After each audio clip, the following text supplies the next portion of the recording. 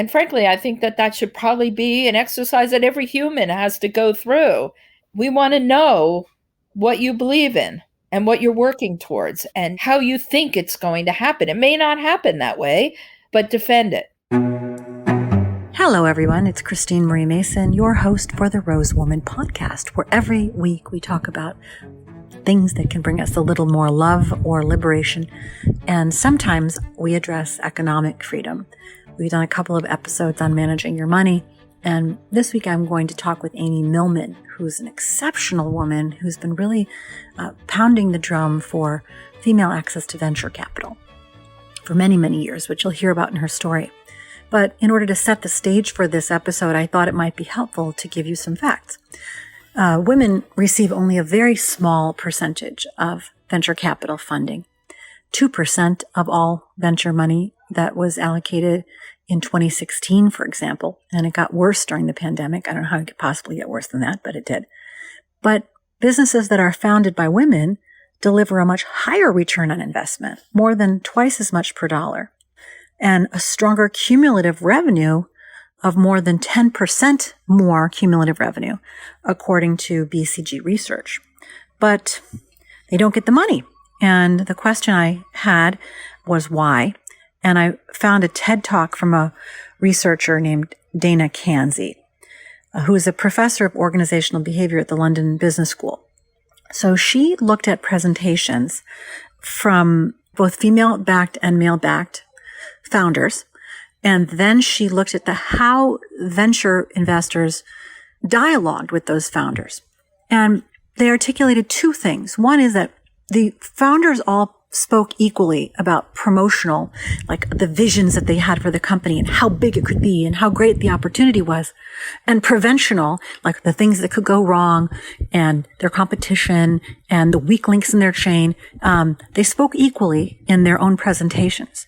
But investors asked the men 2/3 of the time promotional questions. How big could it be? And they asked the women most of the time preventional questions. And so it really points out a bias in the way venture investors approach women. And that bias in like, oh, it's more likely to go wrong versus the visionary aspect is what seems to translate into less amounts of funding. So there's these psychological hidden biases. There's also one called a similarity bias, which says that people are looking for things that they know worked before. And because there are so few examples of female-led startups becoming the kind of big wins that VCs want, that they're less likely to see a pattern that they want to replicate there yet. So part of the job of being out advocating for women to get more access to capital, we have education, we have the vote, the capital is the next stage in terms of creating a more just and equitable world. And also we have fucking great ideas and we want them to go. We want our dharma to be fulfilled. And I'm sure many of you do also. You have businesses that you want to grow, ideas that you want to see successful. And so people like Amy, who was running Springboard, this venture accelerator for many years and now has a fund of her own, are critical in that mix. So without further ado, Amy Millman.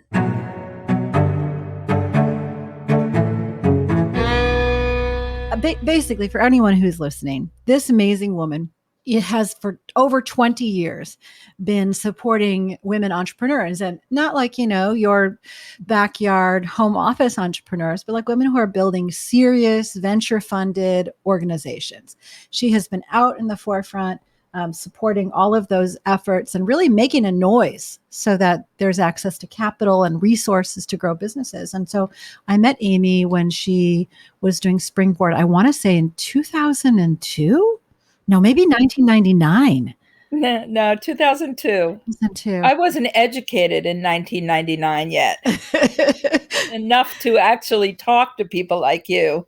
But yeah, 2002. Why don't you tell them a little bit about the story about Springboard and sort of what it was like then, and what's changed in the 20 years that you ran that organization, the 21 years you ran it? The whole story started with a program that I was running with the Federal Reserve Board out in California. At the time, I was running a federal commission on women's business ownership. It's called the National Women's Business Council. It was established by Congress in 1988, and it continues to this day. And the representation on it are women business owners and heads of organizations that represent women business owners. And I was asked to be the executive director of that organization, which I ran for 8 years during the Clinton administration. And so that was some time ago. And we were doing access to capital workshops around the country. And we ended up, the last one was in California. And this is in the late 90s. The purpose was to put bankers together on one side of the table with entrepreneurs on the other and talk about building a relationship and understanding, the needs of each other. And it was a disaster. And the reason why is because bankers don't put their money into tech companies, or at least back in those days, they had no idea. And, if you didn't have 3 years of revenues, and clear collateral, you couldn't, and tech companies in those early days, even today, have nothing like that. And so I was sitting there, and at the end of it, one of the entrepreneurs came up to me and said, this was a total waste of time. And I said, well, where do you get your capital from? And they said, the equity markets. And I thought they meant the stock market. And they said, go back and get yourself educated, which is what I did. I came back to Washington, D.C., where I was located, and I knocked on a bunch of doors and said, what is that? And they said, oh, it's a really big thing now that sort of, this is where companies that don't have revenues in the beginning and can't prove that and don't have collateral go. And mostly these are intangible businesses. And I said, well, okay, how do they meet these investors? And they said, well, there are these forums where they come, the companies come and pitch, and people sit in the audience and listen, and then they meet. And I said, oh, well, we could do that. And so we went back to California, and Oracle gave us a room, a big conference area. And Larry Ellison, who was the CEO at the time, said, I'll invite all my friends. And so, yes, the room was packed. And we had 26 companies out of 350 women-led businesses that we recruited. Frankly, didn't expect more than 50. And they all got funded. And then the market crashed. But by that time, we were going to Boston, where we met you, Christine, and then back to California, Chicago, North Carolina, Georgia, meeting, and Texas, and everywhere, to see if we could find more women who were running these crazy tech-enabled businesses. And the more we started meeting these women, the more excited we got about, these are people who could build successful, scalable, sustainable businesses that are going to change people's lives, really impact the economies. And so then we went global and started looking. And so over the years, it went by so quickly because you were meeting unbelievably spectacularly talented women who just needed, people to watch their back. Yeah, I read that you had funded over 800 companies and returned a ridiculous amount of profit and capital returns to the investors. And I wonder, after seeing this cycle through so many times, what was it like when you left Springboard and started StageNext? What was the same and what was different about the reception that your female entrepreneurs were getting? Well, back in 2000, we were it. You were it. There were some membership groups that were doing conferences and things, the Forum for Women Entrepreneurs out in California. There was a group up in Boston through the Center for Women in Enterprise. There was a couple of other small little groups, mostly for women business owners, but nothing really supporting entrepreneurs after that. And we partnered with all of them.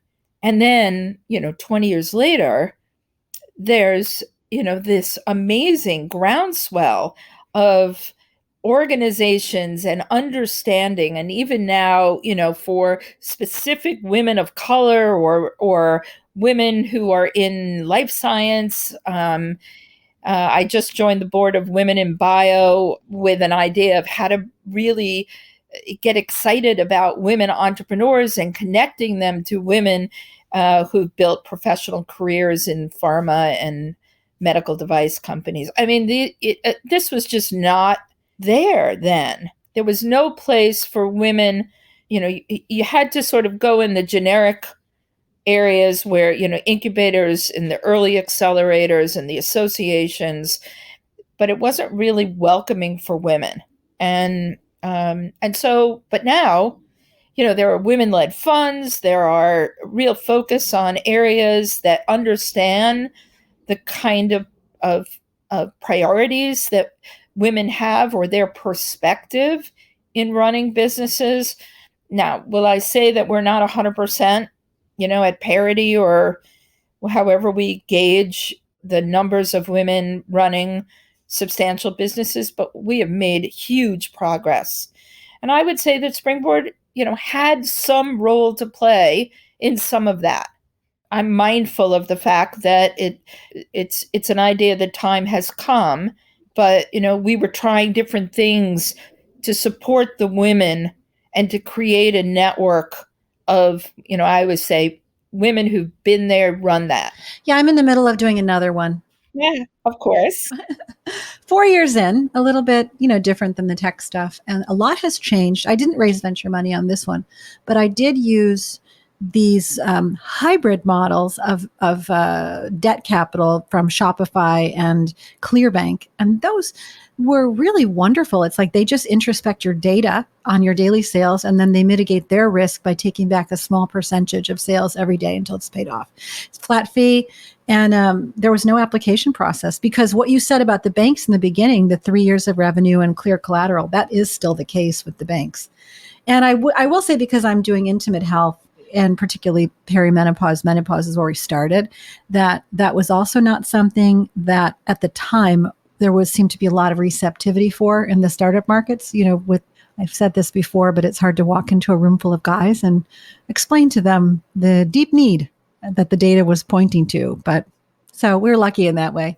There's no data on it. There wasn't data because nobody ever invested or gave money to find the data. And now that women have reached a point where, they can make the case either in academia or whatever. Actually, Christine, you say what has changed really? Well, what has changed is mindsets, but, it took 20 years. And not only that, but there is, why did it, during Springboard time, we didn't invest money. We said we invested human capital because, again, we were pushing rocks uphill to get people, even the women themselves, to have confidence in their abilities and to open doors for them to people who were a little, thought it was risky or didn't want to do it at all. And so, we get to a certain point 20 years in, I feel there is a critical mass and a greater understanding that talent exists in all kinds of shapes and forms. And so it made just so much sense to say, all right, now we have this network of experts in building companies. Let's see if we can pool our resources and our expertise and invest in companies like yours, Christine, that are pushing the rock up the hill again. What is it like for you to switch sides, like to go from advisor to putting your own money or your investees' money on the line? What's that been like for you? Yeah, well, it's a definite huge change in perspective. I heard someone say the other day, some TV guy saying the reason why he left CBS, I guess it was because they were more interested in ratings and revenues, while he was interested in impact and results through the news. And I thought, oh my God, that's so perfect for me. My whole thesis for Springboard was, Women need a posse. They need a group around them. Actually, most business owners need that. And there were very few that would have women as members in those days. And so let's build that, and then we'll learn from that experience together. And so it was all about relational, since the rest of your world was about transactions. So we weren't going to be the transactional ones, we were going to be the relational ones. But we've arrived at this. There are like so many women out there that are embracing entrepreneurship and investment, at least compared to what it used to be. And so it's all right, let's all invest. Let's all be all in. I'm so glad that you're connecting that, because I do feel like when you have a stake in it, you have a different eye to what you say yes to. What do you think is the mindset after all these years working with women? What is the mindset of a successful founder? So I'll repeat one of these aha moments I just had. I'm also writing a book with Denise Brousseau, who was the founder with me of Springboard, and it's about the next stage after you exit, either positively or negatively from a business. What have you learned, and what do you apply to your next venture? I mean, we could probably write the book just about you, Christine. And what we learned about it was it's an iterative process. This is all a journey. What you learn in the first one informs how you take the next step. And what do you do? And it may not be like with you, it may not be anything like you did previously. One of the companies in Australia that I work with was a biotech company, but she moved to a cell therapy company, running a cell therapy company. And I said, Sam, how is that even possible? There are two completely different areas. And she said, I know how to run a business. And that was the difference. And then you take that deeper, Christine, to a really, really interesting aha moment that one of our other Springboard alumna called me up to talk about. And she said, we have been talking to entrepreneurs, women entrepreneurs, about how to speak investor or how to present your opportunity in a way that somebody else will find it interesting. And she said, here's what I did when investors said to me, what's the exit strategy? I would say to them, the exit strategy the market will take care of the exit strategy. That's, it's an intangible. But what I can control and what I can do is the value that I bring and how I execute on this plan. Here's my plan. Are you aligned? I love that. I know. I mean, it was just, I had chills listening to that. And I thought, why didn't you tell me, Holly, 10 years ago that was how we should be working with entrepreneurs? I was aiming towards it, but I didn't get it completely. I think that's changed also because you were coached and often by the investors themselves to speak to the exit strategy, what you could hit in sales to get a good enough multiple and all of that stuff. And as a mission-driven founder, that's very hard to wrap your head around, because then you're going for growth over and pacing of growth over like long-term base building and solidifying and getting the integrity of the whole operation to like fit together. But I do love this idea of the iterative process. I mean, you learn things that you build on to run a business, but you also learn things like, I don't want to work with this kind of people. I want to do something that when I leave this planet, I can point to what I worked on and be like, hey, I made a dent in something that matters. That was for me, one of the big movements is, not doing cappuccino, froth on the cappuccino kind of ventures that made enterprises minorly more economically viable or productive, that I wanted to do something that impacted people's actual experience of being in their body. And so that goes back to this whole entire importance of what's your core? What drives you? Who are you? Not who does somebody want you to be, or what is it they think you ought to be doing. God knows we try to build businesses that weren't the idea of the entrepreneur. You get excited about, oh, it could go this way and you could do this with it. No, understanding and being aligned with what that entrepreneur sees as the pathway, that next phase of growth, what they are going to do to get it to there. And I think that applies to just about everything in life. If you're starting college, what are you going to put into it to get to that next phase? And then reevaluate and evaluate on that thing. It's same thing with a job. What are you going to produce for that company that's providing you with money? Well, I love that you're speaking on this mindset piece too. True agency, like the locus of control as a founder is in you. What are you going to do piece? And then this iterative process of ongoing learning and consistently putting more inputs into your own, not your artificial intelligence, but your organic intelligence, your OI, and then really being clear on the plan, what you're doing and how you're doing it. And that those three things have very little to do with gender. But there seems to be a gender block that kind of has gotten in the way for a lot of women. Self-doubt, you mentioned.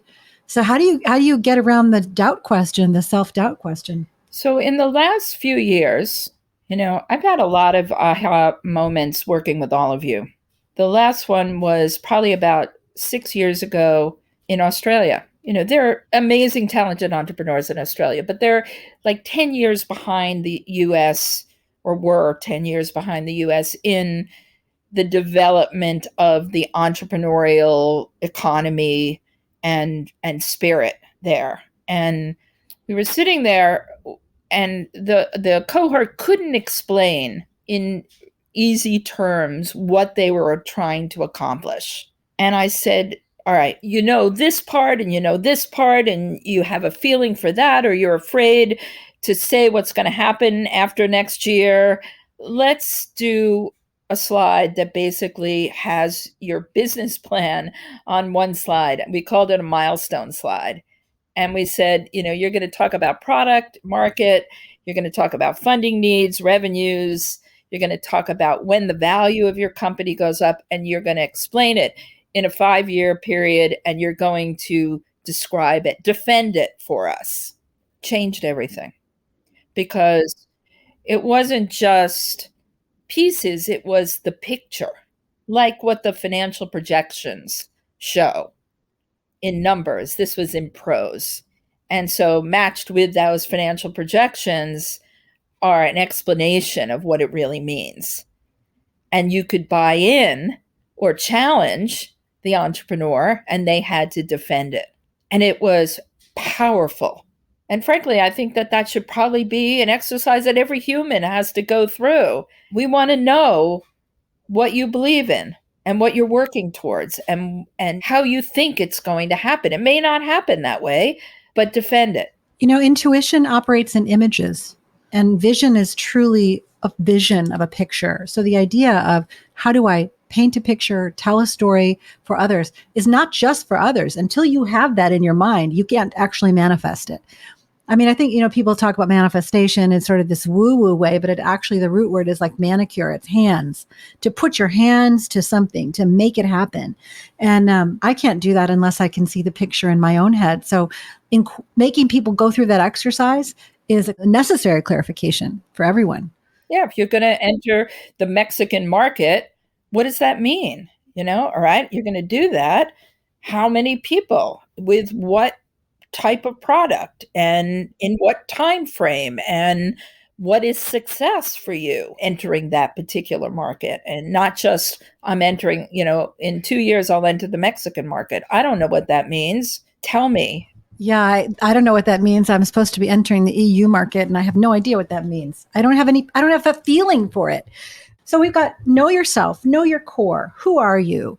And then putting color and specifics and out picturing the things that are in your business plan in a way that you really feel them and are asking the right questions and understanding the economics around it. So those are all good mindset things.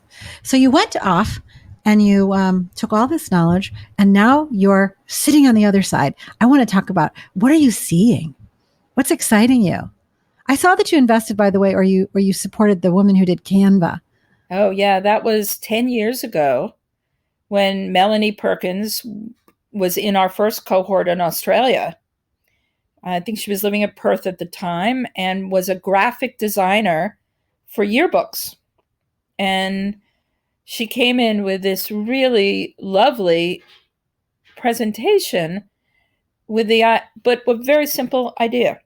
She said it was, they've been doing these yearbooks forever, but most of the stuff that the schools wanted was just like a template, so they could put a template together so she could spend her time doing the more interesting creative work, right? So they set this thing together, and it took about 3 years she got some money from Commercialization Australia, and there were a couple of small investor groups, Blackbird and a few others down there that gave her a little bit of money. They struggled for a while until, actually, this is sort of serendipity that happens. She was, I don't know if it was in Hawaii or Fiji or somewhere. They were surfing or windsurfing or something like that, and happened to be one of the big investors in Silicon Valley happened to be there, and they got to talking, and he said, wow, this sounds like Constant Contact, which is, again, another Springboard company that went, unicorn. And so he said, I think we might want to invest in this. And then she met Guy Kawasaki through them, and he became their evangelist. We actually introduced her to Gail Goodman from Constant Contact because it's the same model. Now she's taken it way, way, way beyond, that original idea, and did it building individual by individual, getting the input from people. It's a great story. It is a great story that she was a graphic designer that's now worth, $7 billion or whatever. 40. And that she built this company, 40. The company is, but I think like her remaining share. But that idea that we were talking that the best businesses are things that make other people money, save other people time, give people a chance to do self-expression. That you really have to have this giant proposition. And that was such a pain point. I bet she didn't even know the extent to which her idea was a pain point for the rest of us. It saved our organization so much money. It's the equivalent of the ClearBank idea over on the financing side. That's right. It's exactly the same thing with us.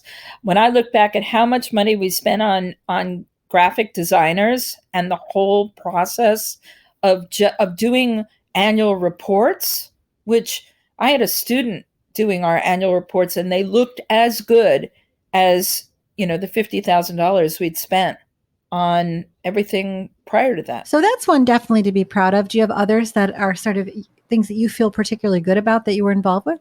Oh, I'm in love with all of you. So it's very, very hard. Yes, I do have favorites. Actually, one of the more recent unicorn ones, and it's not just the unicorns I love. I love the talent. I can remember meeting you, and what a standout you were in that class. There was this aura around you that it just gravitated towards, that I wanted to follow you. Whatever you did, I figured you were going to make a stamp on everything you did. And I felt that same way about all 800 of you, but in particularly, Julia Cheek, who started with this idea based on her own personal health issue with needing a home test because she was traveling and she couldn't get a doctor's appointment, and she had what she thought was an infection, and she knew there would be home tests for these things, so she could do it herself. So she started one that was just for STDs.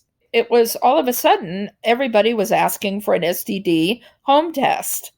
She wasn't sure whether she wanted to do, just limited numbers of tests, just in that area, or what would she do? And then the pandemic happened.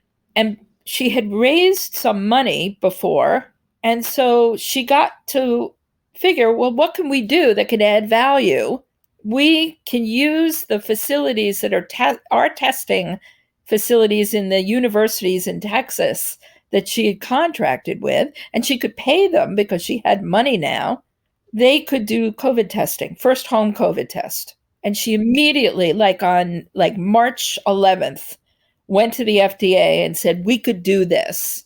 Would you give us expedited approval for it? Well, it took a while to do that. But meanwhile, she was setting up everything that needed to happen for that. Yeah, Everlywell, right? That's her. That's right. That hits a whole nother set of needs that she probably wasn't anticipating either, but that everybody wants to take back control of their health and look at their own data. And it's ridiculously expensive to go and get these tests and have to be dependent on someone else. Like, what if I could show up at the doctor's office with all of my data in hand? That would be a much better solution for all of them. So, I mean, she just hit it on every level. By the way, that company that we did with you sold to DocuSign for $100 million. Did you know that? I don't think you ever told me that. There you go. but I'm not surprised at all. I thought it was a winner, and it may have been timing or whatever, or not enough funding to actually take it all the way, but the exit, it did. It slowed down, and it kind of went into its groovy bare minimum for a while, and then the timing was right. I mean, we were early for enterprise software as a service, but it worked out. And so you have a good nose. That's what I wanted to tell you. All right. So what are you excited about now? What are the sectors you're looking at, and what's exciting you? I got into, as you mentioned before, the whole idea of impact. What was really going to change our lives, or just change the way we thought? So many people had difficult times with really, really important products and services that just the market wasn't ready for it, and it required an amazing amount of re-education. I look at, all right, in 5 years, what could be the case? What could happen? And being there now and looking towards, where's my crystal ball? What could be the future? And this whole thing sort of started with, another Springboard alumna is a woman named Mae Jemison. Mae was the first African-American woman in space, and she had a autonomic nervous system device that she tested on a shuttle mission, sleep disorder research. And she came to Springboard to commercialize it. And this was before wearables were, even considered. And so this was 2003, way before her time. Fast forward another 10 years, she called me and she said, I'm doing this big project with DARPA, the Department of Defense's research group. And it's called 100-Year Starship. We are thinking about what would we need to produce, innovate, develop in order to get to another solar system in 100 years. And so that whole discussion was about, what do we know now, and what do we need to know to develop the next platform that we then will figure out what the next platform after that is, so that in 100 years, we know how to get to another solar system. It was fascinating. She brought all these people together, everybody with an idea of, here's where we are now, and this would be the next step. This is what we'd have to develop in order to get to the next plateau. And she let me participate and moderate and engage. And I just thought, that's what I want to do. And that's what I've been doing at Springboard all these years. People come in with an idea of how to solve a problem or an anticipated problem, and then do whatever it takes to try to get it to work and to be embraced. And my feeling is that's what we're going to be investing in, is people who are not just solving yesterday's problem, but solving tomorrow's problem, and following them through that process, just like you did. I like that idea, sort of just trying to imagine the enabling technologies for everything. The 100-Year Planet Earth project, the 100-Year Gender Equity project, the 100-Year Alternative to, living in a just world project. You could do it in every way. I don't know. I just had a brain freeze after the Mae Jemison story because my mind went in 1,000 directions on how your thinking would change if you really began to look at those kind of timelines. I'm reminded of Stuart Brand and the Long Now Foundation, which tries to think in 10,000 year cycles. What would you have to do to build a clock that would last 10,000 years? And just putting that question out makes you think of all of the risk factors, the material science, the stabilizing placement, all that stuff, and ended up kicking off a whole bunch of new technologies. Exactly. I mean, governance, even what people would wear, or would you actually even send people there? Maybe it's the AI information.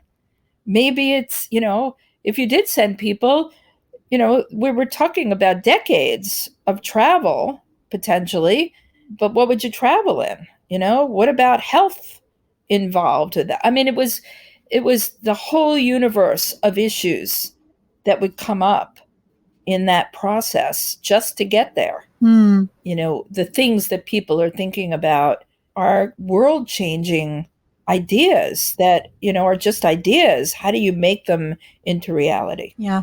One of the things that I feel that you've been remarkable at throughout your career is this relational component that you talked about, maintaining relationships, staying in connection with people, keeping your database current, all of those kinds of things. And I wonder if you'd give some advice on how to be a good relational being and keep those connections alive. So I learned this when I was a tobacco lobbyist. Nobody was interested in me walking into their offices when I was a tobacco lobbyist, unless I made it personal.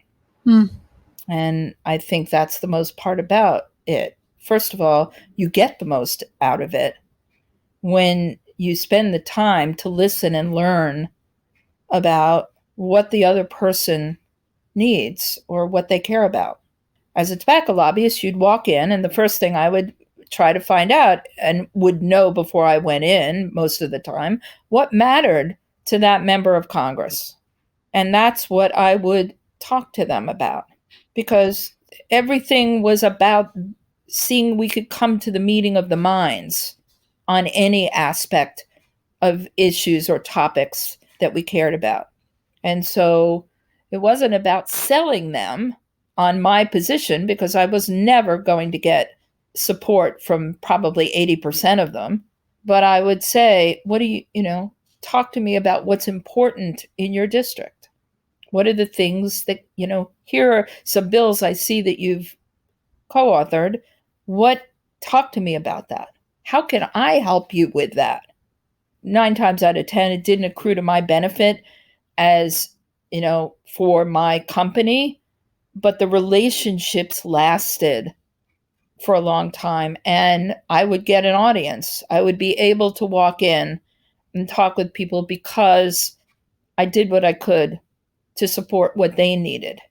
And that's how and if they needed to find out who was on the other side of my issue, I would bring that person in, educate them, inform them.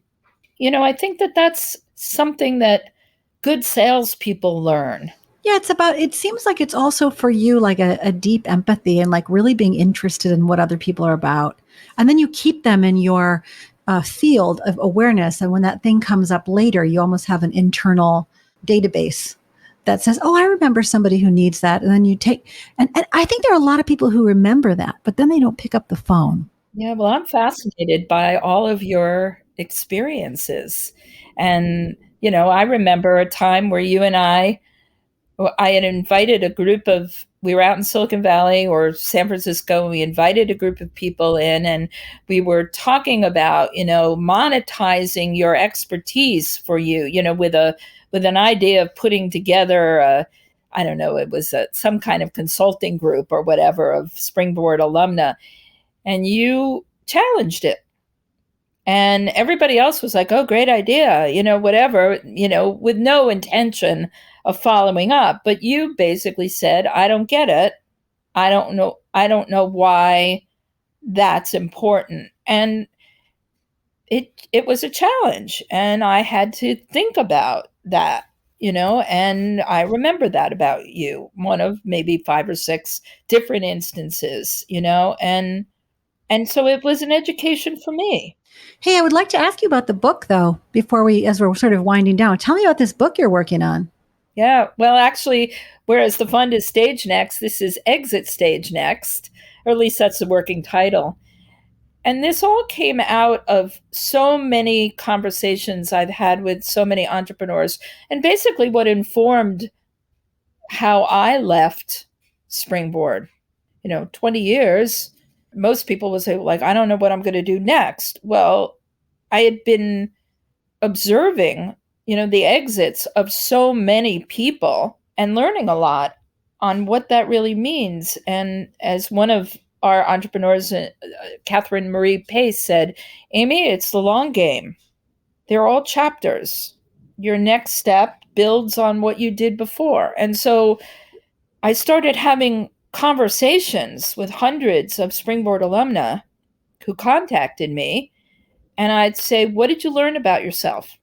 What did you take from that exit, whether it was the last one you just did or the previous one or the Springboard one way back? What did you learn and what did you apply to your next endeavor?